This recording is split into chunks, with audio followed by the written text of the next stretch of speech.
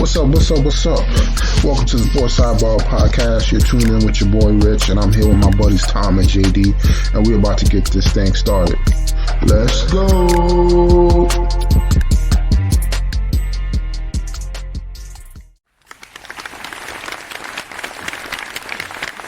All right, ladies and gentlemen, welcome back to another episode. Got a brand new episode for everybody. How's everybody doing tonight? Doing good, Rich. How you doing? I'm doing good, man. Just getting ready, getting back into the swing of things.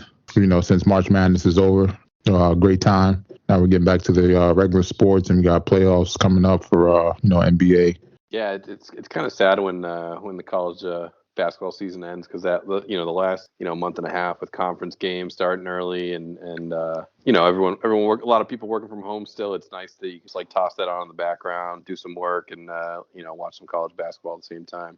Oh yeah, definitely will be missed. I'm looking forward to next season as well. I feel like it's going to be getting spicier and spicier due to this the transfer portals. It's just madness, man. I don't know if you saw some of the stuff. I mean, LSU, they fired their coach. They got 11 players in the transfer portal, 4 going to the draft. That's the whole roster. Yeah, I wonder what's coming down over there. I mean, I think Will Wade got himself into some serious trouble. For him to get fired at the end of the tournament, or the end of the conference tournament, and then his like you said, 15 players leaving the program basically. Yeah, he was on the scandal. I don't know if you ever watched the documentary. It's about that guy that got arrested by the FBI. No, I never watched that. Yeah, you got to watch it, man, because he's on the Wade is on them tapes too. So he's like I don't know what you would call him, not like a booster, but kind of like a manager, but not really a manager of up and coming talent. He basically would say, hey, Duke or whoever the case may be. At the time it was like Arizona, LSU, and there was a few other schools named in it. He was like, I got the ear of some of the best upcoming players, and they're willing to go to your school, but they're gonna need XYZ up front. Obviously paid on the table. And then what happened was he was starting his own company to do it, and somehow the FBI got involved, and then the person that was his partner was really working for the FBI. But the FBI was trying to supposedly the whole plan of the FBI was to try to crack down on, the institutions and, NCAA coaches paying players under the table. Yep. That was considered corruption. But at the end of the day, he was the only one that went to jail or got any time. There was a bunch of coaches on tapes, on recorded phone calls with them discussing certain players. So that's the big thing. DeAndre Ayton, talking about he took the $500,000. He was part of that whole situation. Dang. But definitely check it out, especially if you like documentaries. Yeah. Sure. It was one of those is that one, and the other, if you watch the other one with the one that was doing the SAT guy, I forget his name. And he got the daughters in from the girl from Full House, the mother. He got her daughters into USC or something like that. Oh yeah. Yeah, I heard about it. I haven't watched it. Yeah, you gotta watch both of those back to back. It just puts in perspective the craziness that's going on out there in college basketball, or college in general, college sports in general. Man, it just I don't want to spoil it for you, but it's just when you see some of it, you're like, wow. Yeah. On the men's side, we had North Carolina gave away a championship to Kansas. Kansas came back down from 16. Man, I don't know what to say, man. Yeah, I was probably one of the ones at halftime that thought North Carolina had the opportunity to run away. They had gotten out to a good start in the second half. They didn't, obviously. Yep. I thought they played a little, they had all the fire and momentum. And they played too safe. They played it not to lose the 15-point lead, and it was gone in a matter of about 8 minutes, I think. Yep. Kansas pushed the ball. Yep. And then it was, I think Kansas could have easily gone the other way and really blown them out of the water. But North Carolina did fight back and kept the game, and Puff Johnson really kept them in the game. And I think ultimately North Carolina they were just worn down, I think, and injured. You saw Caleb Love rolled his ankle, and then Barcott hurt his ankle again on that loose floorboard. Yeah, they were trying to say the floorboard wasn't loose, but when you watch the replay, you see it like lift up. Yeah, I think they just and obviously the winning, or I would think the basket that put it away there was the Brady Manick was trying to cover what's his face there, the big guy. Oh yeah, and he manhandled him, put him up 3. You know what? He jump hooked him to death. Oh yeah, Manick didn't stand a chance. You know what? Oh, McCormick was the guy that did it. Mm-hmm. You know what I thought was super underplayed at the end of that game was that him stepping out of bounds and giving the ball back to North Carolina.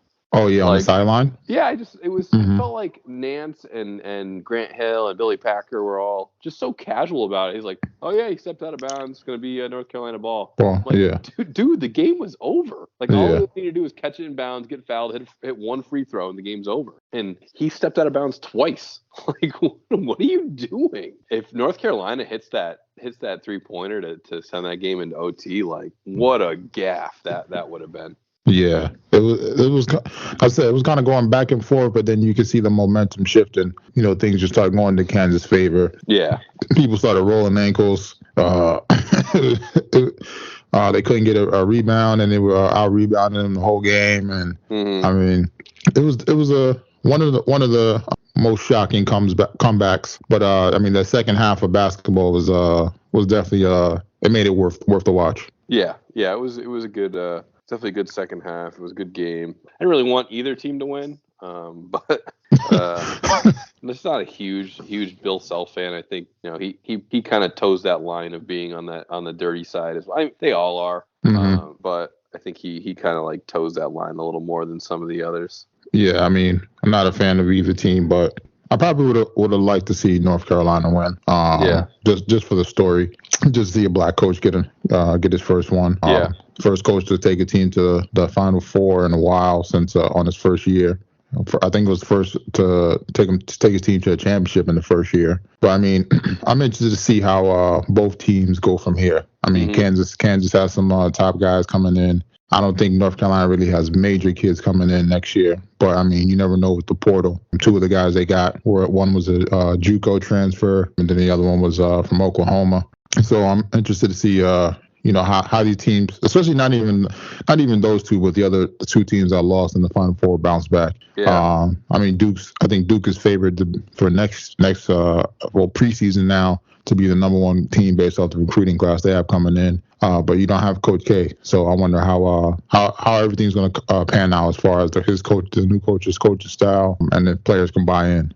Yeah, and I don't think either team really has big NBA potential players. Maybe McCormick, maybe what's his name, Ogunjabi. I don't know how to pronounce that. And then and maybe on the other side, maybe Caleb Love. But other than that, I don't think that there's a ton of. So what I'm trying to say is I feel like if these guys aren't seniors, I think they're going to be back. So these teams, like you said, adding the portal transfers in. I mean, these teams should only get better, is my guess. Yeah, I think the only one that is, like you said, is Abajabi. He's probably projected to go 11th in the mock draft to the Trailblazers. So outside of that, like in the lottery, he's the only player on from either team that's up there. Everybody else is Duke. They got Poylo going 1 from Duke, Jabari Smith going 2, Chet Holmgren going 3. Jaden Ivey going 4, Sharp from Kentucky going 5, Murray from Iowa going 6, the kid Jalen Duren from Memphis going 7, Johnny Davis from Wisconsin going 8, another Duke kid, AJ Griffin at 9, Arizona, Kansas, kid from the G League, Kentucky, Baylor, that's it, man. So it's gonna be interesting to see. Especially who returns and the additional players they get, and then what rookies they bring in that can make an impact. And then on the women's side, we just had I don't want to say a slaughter, but it was a slaughter. I mean, I'm pretty sure at the 10-minute mark, South Carolina had more offensive rebounds than the Connecticut had points. Yeah, I think they out-rebounded them. It was like the total rebound at the end of the game, I think it was like 50 to 25, 24. It was crazy. I mean, it just shows the 2 different playing styles. UConn came in with their finesse type of game, And then South Carolina's I want to say a ground and pound, but in the basketball sense, I mean, they got bigs, they out rebound you, they work it inside out, man. And this is the same situation too. Like, I'm interested to see how these teams go from here. I think UConn's gonna, I don't want to say a big overhaul, but I think they're gonna definitely have to change their playing style. I mean, they're gonna have Paige coming back, they're gonna have AZ coming back, and I think they got a top post kid coming in. I think she's like 6'5", 6'3", something like that. And then I think they got another top wing coming in. But I don't know if they'll get to play as much. But I mean, that portal makes it so much. It's like free agency, man. Because you got some players like just for instance, like Maryland, their top 4 players, one is done, and the other 3 are in the portal now. Yep. So and one of them averages like 18 points a game. Another one averages like 16, 17 points a game. So, I mean, teams like South Carolina, UConn, I mean, if you were to pick up one of those players in the portal like a free agent, it's going to put you right back in the mix. So, yeah, the portal is a total game changer for college basketball. I can't really decide if it's good or bad, but it definitely changes how things operate. Yeah, I think it's both. That's the thing. I think it's more like, it's good because to be on the good side, you could be a mid-major or a team that wasn't in the fold and pick up 1 or 2 players in the portal and rebuild your whole team. While on the bad side, there's players that are getting told that they are a great player, right? So let's say you're like the 8th or 9th player on UConn's team, right? You didn't play much, right? And then you got people in your ear telling you, yo, you played you went to UConn, you can play anywhere, right? And some of these mid majors, they reach out to you, right? Or I'm gonna say not top 5 teams, Power 5 teams, and some of the players kind of snub them because they feel like they're way better than they are. And then they go to another Power 5 team and they just sit on the bench. Yeah. But I don't want to say it's a mix because they have some people tell them not the greatest things. As I say, it's good and bad. There's pros and cons to it. But I think we're just seeing the early stages of it. But I think eventually it's kind of going to even out the playing field because players are going to realize, I might have went to UConn, but they're not playing me. And I want to play, so I'm going to go to, I won't say a lesser team, but like an Xavier. Sure. I feel like any biggie team is probably a top power team, but just a lesser team without all the notoriety. Kind of like the girl did from Iowa. She was at Iowa. She didn't play much. She transferred to Creighton. Then all of a sudden you see your former team in the big dance and you beat them. You make your way to the Elite 8. So. I think we're going to get more of those stories. So, yep. Outside of that, I mean, there was your girl, Tarazi and Sue Burrs, who stole the show in low key with that, with the Peyton Manning-esque type performance. ESPN ran the women's Final Four game on both channels. They did one with the regular commentary, one with their commentary. I sent you a little clip. I mean, they was in there wilding, man. Yeah, that was some interesting convo between Sue Bird and Taurasi there on how many inches they're taking during the game. Yeah, I was like, ain't nobody else was talking about it. Like, I was like, but I mean, hopefully it doesn't go. I don't want to say overlooked or in a negative light. I thought it was great. No, it was funny. Yeah, to see that from them, because you don't really get to see a lot of women's basketball players. No, as freely and openly as they were giving commentary on the game. So I'm looking forward to hopefully they open it up for either them to keep doing it during the regular season or some other games. Yep. Yeah, that was funny.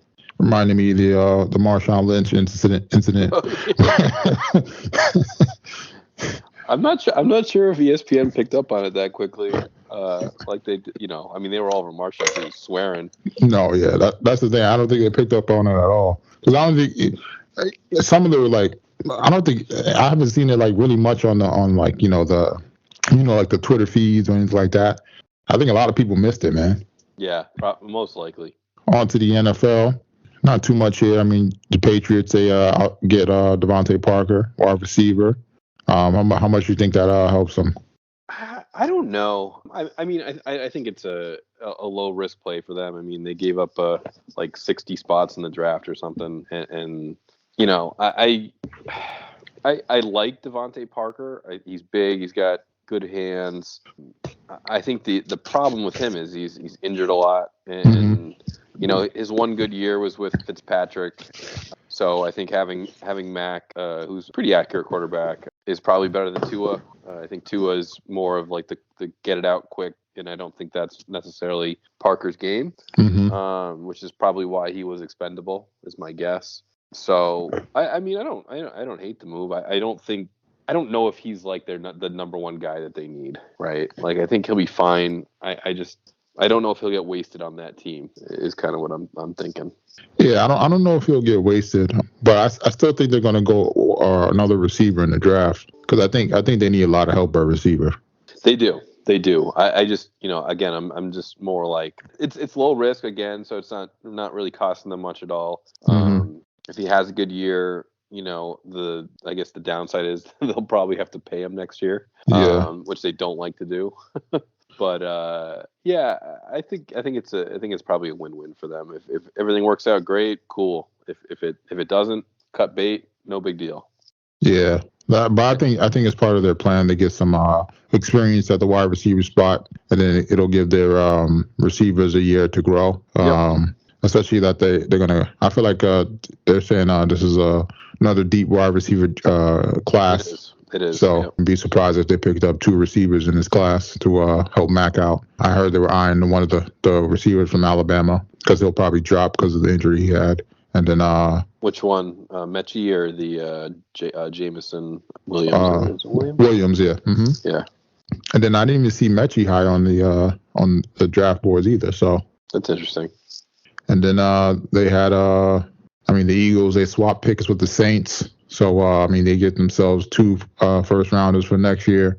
Looks like a lot of teams are gearing up for next year, too, on the low, because there's about 5 teams with 2 first round picks next year.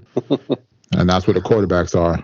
I mean, I think the issue is this year. I don't think the high end talent is there coming out. Even I know you got Hutchinson and the end from Oregon, and you may have some decent tackles, but they don't have like that super high end guy in this draft. I don't think. I think that's why a lot of teams are you know, moving out, right? Yeah, and then that's the thing. It's a quarterback driven league. This year doesn't have many quarterbacks. Next year is a bunch. So, and there's gonna be a lot of teams need a quarterback. And then even if you don't need a quarterback and you put yourself in a good position, somebody does, you can set yourself up and get another 2 to 3, 4 first round picks for years to come. Yep. Because I know the Giants we need help. And then your boy Diggs got paid. He got a 4 for 104. Not a bad deal. Sound like a 4 for 4 meal. So basically, they extended his contract, so he's locked in at 6 years and 124 million. And basically, both sides said that they want him to finish his career in Buffalo. So that's I feel like you don't hear that a lot in the NFL, especially for wide receivers, because I feel like they're quick to cut bait with wide receivers and running backs once they start to decline a little bit. But I think he's done a lot. He's done a lot for that team. We've done a lot for Josh Allen, and they're rewarding him. Oh yeah, I think he's realized his spot as far as like, you know, he's got a good quarterback that can get him the ball. I mean, the past 2 years he's probably been like in the top 5 in receiving and touchdowns. So he definitely wants to keep that pace up. And they've been winning compared to where he's been coming from in Minnesota. I mean, I think they had like 1 win a year where they went to playoffs, and that was when he caught that the pass to beat the Saints. But other than that, I mean, they haven't had much winning when he was over there. So yeah, no, you're right. I mean, other than they did go to the NFC Championship that year, though, with that touchdown he caught. But yeah, I mean, I think you're right. I think he's just in a good situation. Coaching staff is good. Owners are historically good owners there, and the fans are The fans are the fans. They're diehard. So as long as you don't have to live there in the off season, it's fine. I mean, it's definitely a place worth being at as far as your career, the direction they're going in. So they're one of those teams that need another receiver too. So I would be surprised if they go a receiver or they go running back with that first round pick. So I know they were trying to get what's the name last year from Alabama, but he went like a few picks before. Which one from Alabama? Your boy that you drafted from fantasy. Oh, Devonta. No, not Smith. The running back. Harris. Oh, Najee. Mm-hmm. Yeah, right. Yeah, and they tried to sign McKissick, and they thought they had him signed, and then he reneged. Went back to Washington. So. And then, but I think as far as running back, they're looking at I think his name is Ball. He's like a pass catching running back.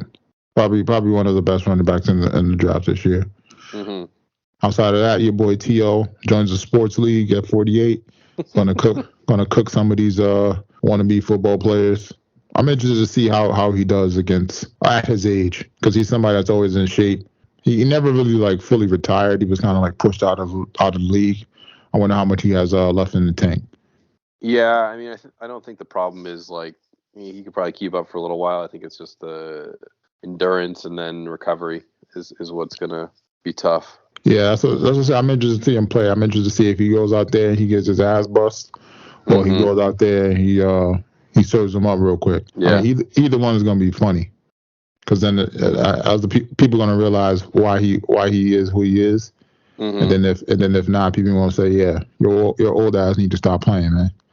Yeah. Then that might be it for the NFL. Quiet for the NFL this week. Yeah, they're gonna have another blockbuster trade or something, but they're waiting for NBA playoffs to take some of the heat away from them. And then on to the NBA. Your boy LeBron, he sits. Lakers can't get it done. He sits. Kareem rips him. He kind of says that players of his stature shouldn't be doing certain things. But I don't know how to feel about that, man. I feel like this is a different age. And so I don't think Kareem. I don't think Kareem's point was that he doesn't think he should say things. His point was that he seems to contradict himself. He says one thing and then he does another thing, right? Like I think that's what Kareem was trying to get across. But I don't know. I feel like the things LeBron does is part of his like plan, so to say. Even though he does contradict himself at times. I think he does what he does like he has like a strategy in what he's doing. Like he's trying to push certain buttons to do certain things, for certain players to get traded, or certain players to come play with him or achieve his end game. Yeah. I mean, I guess I don't know how to feel about that. I mean, Kareem already apologized to LeBron. I mean, I think he's probably just get caught up in the moment and who knows? I mean, Kareem's very, very opinionated just in general. So he just, I think he's kind of, you're probably right. He's probably still stuck in, this is how, players should act in the spotlight. And it wasn't just, not taking into account how things are, right now, or just in general, with the social media and access to fans and a platform and all that stuff is very different. Yeah, I think he, like you said, he holds people to a different standard, and he kind of expects them to be great at all times, or great as far as sending out a certain message, or just being better than some of the older players, like raising the level. But I mean, let's get right to this, man. The Lakers, man, 150 million cap over or at the $150 million cap right now.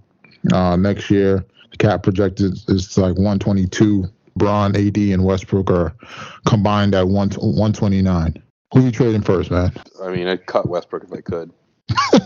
You got to do a buyout for that. I'd start there. I'd try to trade him to anybody that would take that contract. I mean, I'm gonna be honest. I don't think nobody's gonna take that contract, because if their pick is within the first 1 to 10, it goes to the Pelicans. So, worst case, would you take a that trashy contract with the 11th pick? Depends who I am. If I have the cap space to do it, I don't know what he's got. I think he's still got 2 years left on that thing. If I remember. Yeah, I think next year correctly. I think next year he gets paid 47. Oh, it's bad. It's bad. I looked at it because I was curious not that long ago. Yeah, so he's only got one more. Okay, so I think 1 year, I think a team can handle it. $47 million next year. I do think that you could probably move that and a first round pick. I don't know. Maybe it's like to the Kings or someone like that, right? I don't know. Someone that can handle the contract, Yeah, probably the Kings take anybody. Well, exactly. And then, or I'm trying to think of another team like that. I don't know. Did the Trailblazers take him? I don't know. So, I think you can move him. With 1 year, you can pretty much move anyone. You're going to have to give up something to move them. But I think they can do it. And I would. Yeah, I think if some teams you're looking to take advantage and get some more picks, I wouldn't be surprised if OKC takes them back. Or that's another one. I don't know. I can't say the Trailblazers unless they're getting a bunch of picks in the deal. Because the Lakers don't really have much to offer. They don't have any young talent, not many picks. But if I'm a team, I'm making a trade for Anthony Davis. I'm trying to see what will it take to get Anthony Davis off that roster. Yeah, I agree. Because can't stay healthy. And we talked about it before. The Lakers are at a point where they need to start building for the future, despite LeBron being there. They got to do the mix of being able to win now and also being able to win in the future. Because once he leaves, it takes a while for a team to come back. Yep. We saw this in Cleveland. We saw this in. Miami wasn't in a bad situation because they still had their picks and stuff like that because they got them in the free agency. But man, they're going to be in a hole for a while. Yep. And then outside of that, you think Vogel stays or you think they get rid of him? He's done. I already said he's probably out. I'd keep him, but it sounds like that ship may have already sailed. But who do you think they go with for a new coach? I have no idea. If LeBron's still there, LeBron's going to pick the coach. Yeah, I don't know. That's the thing. I don't know, man. It's a tricky situation. Sure is. Because you can't even get like a up and coming coach because I feel like LeBron would bully him out the locker room. Yeah, but look what they did with Spoelstra. He turned out to be a really good coach, but I would say when they first hired him, it was like, we're just putting this guy here and really LeBron and I guess it helped that they had Dwayne Wade there. But these guys are really going to coach the team. Yeah, but that's what I said. Maybe you get that in an assistant if you get a younger coach. Mm-hmm. But I don't know, man. I don't see many coaches fitting with LeBron outside of a more established coach now, or that could be able to handle that scrutiny when coaching LeBron. Mm-hmm. Yeah, it's not easy, clearly. Then we had the Celtics, man. They're back up to number 2 now. Playoffs started tomorrow. They be playing. Looks like Cleveland, or the winner of the 7-day matchup, which would be Cleveland or Atlanta. How are you feeling about that, man? I don't mind that. I'm fine. I'm good with that. I prefer that over the trying to deal with Brooklyn round 1. But I think people are talking today about if they had to go to Toronto and the whole vaccine status and all that. Again, I'm not as concerned about that. I think that they could probably beat Toronto even with if it was Brown and Horford that were out. I think it's just getting through round 1, finding a good matchup. I like any of the positions that they're in except for the number 1 seed if they have to play Brooklyn, because I just think Durant is that good that I just wouldn't want to see him in round 1. Yeah, I think if I was a Celtics fan, the only team I'd probably be scared of is maybe Brooklyn and the Bucks. And the Bucks, yep. Yeah, everybody else I feel like you can either beat in six or 7 games.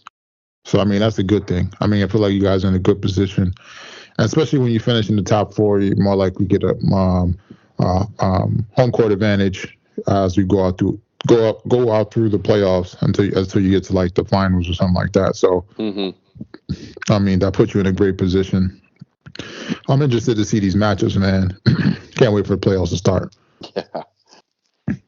End of next week, playoffs are starting. Oh yeah, playoffs are starting, and I'll be looking at mock drafts because my Knicks is not making the playoffs. So they're putting a beat down on Brooklyn tonight, though. yeah, I mean, I feel like they're playing a lot of the younger players now. Trying to see what they got left on the roster. Looks like we're gonna have to be building through the draft because I don't see much superstars coming to New York. But I mean, I'm liking what I'm seeing from RJ. He's been progressing the season over season. But I feel like Thibodeau's gonna be out of here too, man.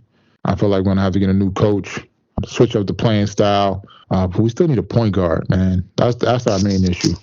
And I don't know. There's no real point guards coming out this year. So I don't know if we try to make a move for Dame, but I'm sure the asking price is gonna be a lot for that. And he's not young. He's 30, 32. Yeah, but I mean, even if we could take him for 2 years, 2 or 3 years with that young team. Yeah. And then that's the thing, man. It's not really many point guards coming out. Yeah. Should have gotten Halliburton. We should have, but you were all over that one. Yeah, man. It's just I don't know. Maybe we get somebody out of nowhere and they step it up, but I don't know, man. That's the one position we need. I feel like it's easy to find a big or a guard or a forward, but to have a point guard that can run your team for years to come, I mean, those barely come by. But then on the West, I mean, not too much has changed. I mean, the outside of the Lakers not making the playoffs, but Denver moves up to 5. Dallas is at 4. That's a 4-5 matchup. Golden State still at 3. Memphis is at 2. Suns are still at 1. Not much movement outside of Utah's at 6, Minnesota 7, and then Clippers are 8. New Orleans is 9. San Antonio's 10. So I'm happy to see New Orleans get into the playing game. Potential to even make the playoffs without Zion. Shows that they're still building their foundation. They got some good players. So it's going to be some fun games come playoff time. Yeah, I agree. I like the playing games. I think it gives those teams that maybe they were down on their injury luck or something like that throughout the year a chance, right? Oh yeah, and it gives some of them a taste of the playoffs. So even though it's only one game, I mean, I feel like some people get better from the game, the playing games. So I mean, we saw Memphis do it last year. They were in the playing, and now they're second in the West. I don't think every team's gonna make a huge jump like that, but I'm just looking forward to it, man. The playing games, like you said, the playing games has been a lot of fun. It kind of gives a little March Madness feel to the NBA.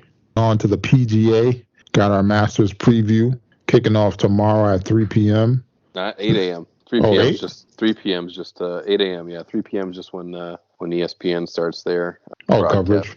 Yeah. Oh man. Yeah. It kicks off with the ceremonial first tee shot. Yeah, Gary Player and Jack Nicklaus out there. I actually don't know who they had Lee Elder last year. I don't know who they have this year. Anyways, so it kicks off tomorrow. Course may be a little bit soft. It got some big time rainstorms the last couple of days. But it's gonna be cool. It's gonna be windy, and it'll be tough as always. Yeah, I mean, as of right now, they had they put out some of the favorites to win it. I mean, your boy John Ram is one of the favorites. He's at plus 1,200. Justin Thomas is at 13. Cameron Smith was at 15. So was Dustin Johnson. And then Schaefer's at 15 too. Speets and Koepka were at 19 plus 1,900. So was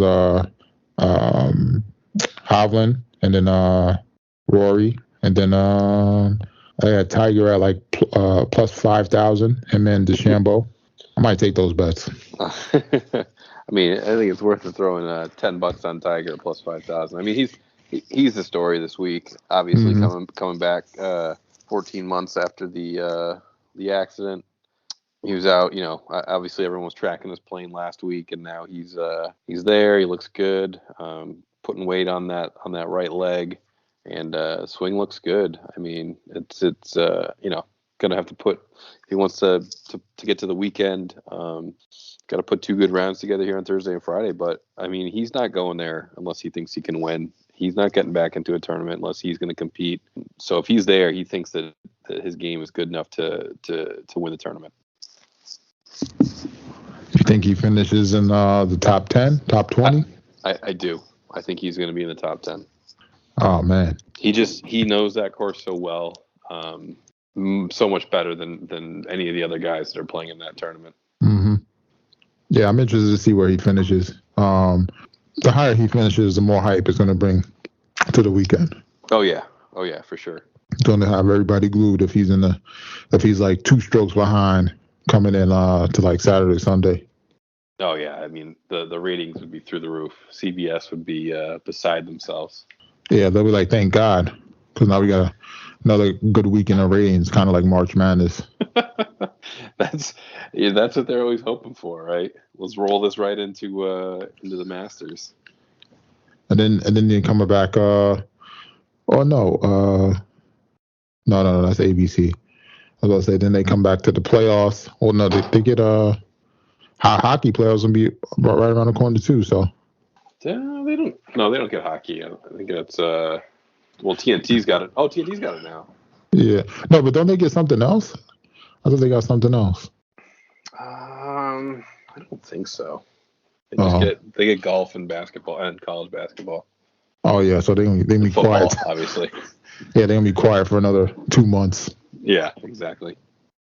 But yeah, looking forward to see what happens. It's a 72 par, so it's not a bad course. Yeah. Oh yeah.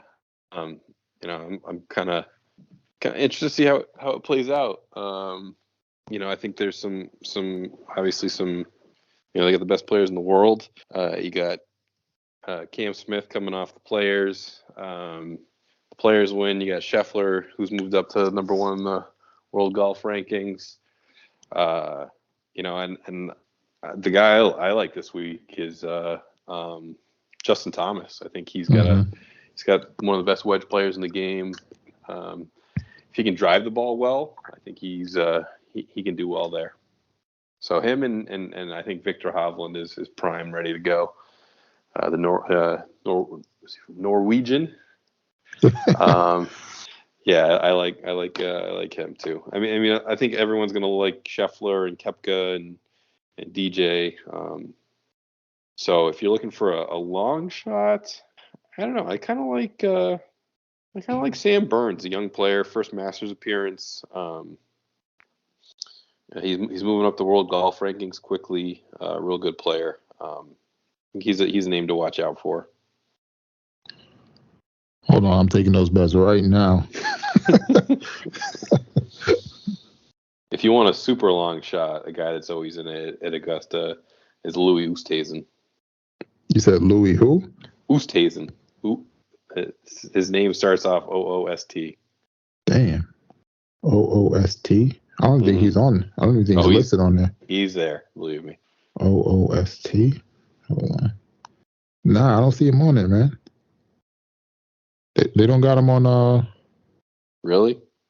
Yeah, I don't think they don't got him on there.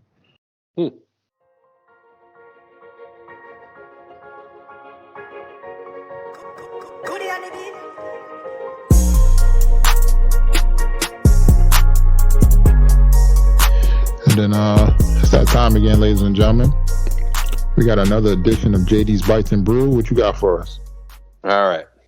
So for this week, it's springtime. Starting to get nice out. Get a nice day, and then it rains, and it's 45 the next day. But on the nice day, went back to the grill, got the grill up and going, and we made some turkey burgers. So okay. And I know some people do this different ways. I like to mix it in almost like a meatball. So you got the breadcrumbs, the egg, seasoning, a little Worcestershire sauce. Mix that all together, and then put it in the fridge. Let it kind of congeal a little bit, because if you toss it right on the grill, it's a little little tough to flip. It just gets stuck easily, and I don't want to use like a ton of oil because I think that it kind of hurts the flavor a little bit. Okay. But yeah, let it congeal a little bit. Get the grill nice and hot. Give it a quick spray. Cook it through, and then again, it's all about the toppings. And I like to grill the buns too. Gives a nice little crunch on there. Then throw some bacon, some avocado, pickles, and optional jalapeno on there, and a little bit of lettuce. Sorry. And the burgers come with cheese. I figured that's assumed, but just in case it wasn't. Can't have a burger no cheese, man. I know. And then a little bit of chipotle mayonnaise on there. Give it a little sweet heat, and you're good to go. Do you put any butter on the bun, or? I usually spray it with a little of that like Pam. Okay. Yeah, keep the calories down a little bit and still get the flavor. Yeah, get the edges a little crusty. Yeah, exactly. And then what would you guys drink that down with? So this week was again another beer in the store that never used to be there. So it's from Foley Brothers Brewing. They're out of Brandon, Vermont. Again, it used to be a beer you could really only get in Vermont, but now they're starting to get down. More of the Vermont breweries pushing their beer down here into Mass. But this beer was called the Skeleton Crew IPA. So it's really a double IPA. It's a 8.5%. It's definitely an interesting. I feel like Vermont has just in general has an interesting flavor profile. I don't know if it's water or what, but this one heavily hopped. I think it was a double dry hop. Yep, and it's really you can really kind of taste the that hop saturation in there. It's good. But I think for me it borders on almost like overly hoppy, and I think that those beers, if they sit for a little while, or you don't drink them fresh, they can turn a little bitter on you. Yeah, bad taste. I could kind of see it coming. At the brewery is a different story. You get it right out of the keg, and it's fresh. It's a little bit different. Again, when they travel, they usually do okay. But again, the longer they sit, I think the more bitterness comes out. So I could start to see it coming on this one, but overall, I thought it was pretty good. Especially for something that they used to only be able to get in Vermont. Again, now we're seeing more breweries in the stores. So I'd give it like a 7.1. Okay, not too shabby, but yeah, it's pretty good for again off the shelf beer. 8.5% rich, so you can only have a couple of them before I start to hit you. Yeah, before you get hit with the sneak attack. Yeah, exactly. And then that's JD's Bites and Brew, everyone. And then not too much this week. Getting back into the fold, catching up on some of the shows. I mean, we had the first episode of Moon Knight. Went okay. Mentioned it before. So that it felt like they got straight to it. They didn't really give you much of the backstory, but it looks like they're going to give you more of the backstory come to future episodes. So he's kind of like a mix of just picture Batman with split personalities disorder. It kind of mixed with like a Daredevil, but he's also like Deadpoolish, where like he beats the crap out of people. Okay. Borderline killing people, even though he's considered a superhero, but more of the dark side of a superhero. But I'm looking forward to see how they put together the story as far as showing his different personalities, because the different personalities are like key to how he is, and it relates to the story. Like if you look at it like on the Marvel side, if you wanted to say, like where his power comes from, he gets his power from the moon goddess, which is like the sister, not to get too Marvel-y on you, but so picture, like there's like the celestial beings, and then there's like the gods, which are like the second tier right below them. And then that's what they are. So he gets his power from one of the gods. So kind of like how Black Panther gets his power from the Panther god. It's kind of like that. Okay. So the Panther god is actually the sister of the moon god. If you got like Greek mythology is type of on a Marvel level. I got you. But look, there's only 6 episodes, so I'm sure they're gonna get. That's why they're getting right to it. They don't have much room to play around with different episodes with like fillers and stuff like that. Because Marvel's trying to pump out these shows at the same time with these movies, and they're gonna be trying to give you relatable stuff like Easter eggs between the movies and the shows, so you can see what's coming, what's not coming. So I'm looking forward to it. Everything gets us closer to what we really want to see, which is X-Men and the Fantastic Four and Blade. So, and then they had the second episode of Halo. Second episode is more about it gives you more of the story, backstory, not much action on the second episode, but on the story of what's going on, why it's called Halo. So you kind of getting to see some of the different characters. You can introduce to more characters, seeing kind of see the plot of what's going on, who's doing what, who's being sneaky, who's not. So I'm looking forward to it, man. I just wish they gave out. The first 3 episodes for like the first week, and then they did a week after, an episode a week. Because I feel like, man, I feel like the only one that did this. Now we gotta wait every week to freaking watch episodes. So, but overall, it's good, man. I like it. Definitely, you can check it out if you never played the game. Overall, I like it, man. I don't understand why Tom still hating on the show, but I'm looking forward to it. Yeah, you got to get his reasoning for why he doesn't like it. He still hasn't given the good one. Yeah, he says because the CGI. He says the CGI sea level. Like how you grading CGI? And that CGI is not sea level. He acts like he can do CGI himself. I'm like, what? And then he said, I forget what the other reason he said, but I was like, it's only 1 episode. How you saying all that after 1 episode? I know. But I'm sure he's gonna watch it and come back later like, oh, it wasn't that bad. And then I started watching Moonfall, but I got caught up in some stuff. It's the movie it looks like the moon is falling apart. Looks like an Armageddon type movie. It's for like Halle Berry and I forget the guy's name from The Conjuring. It's kind of like Armageddon and what's that other one with Leonardo DiCaprio? Don't Look Up. Yeah, it's kind of like in between of that. That's what it seems like. Okay. But like no comedy, obviously. Like if Don't Look Up was more serious. That's what it seems like. It seems like the same storyline, but this is just about the moon falling apart. Gotcha. But it looks like it's due to some aliens or something. So, but I haven't got to that part yet. That's why I said it's like Independence Day, Armageddon type. Because some people the part of that they went back to the moon, and I'm only like 20-30 minutes in. It's probably like a 2-hour movie. So I'll probably try to finish it this weekend. And then there was what else was there? I'll finish the second season of Raised by Wolves.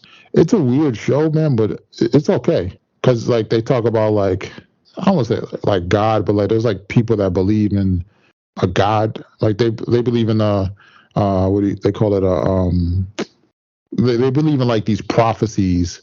Okay.